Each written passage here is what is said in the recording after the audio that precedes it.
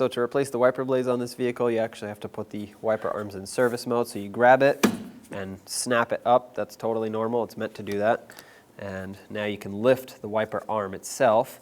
Once you lift it, on the back side, you'll see this little tab that you need to press down on, and then down on the wiper blade. That's how you release it. Hold onto the wiper arm. You don't want it to come down and smash the windshield because it will crack it.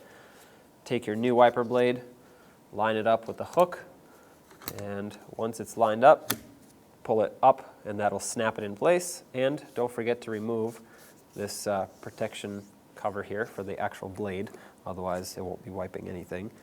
Now lift up the driver's side, and same thing, little tab underneath, pull this down. Sometimes these get stuck in here, so you have to kind of wiggle them to the side, and line up the new one, snap it up into place, remove the protective plastic piece, lay it down gently, and then to put them back, press it down.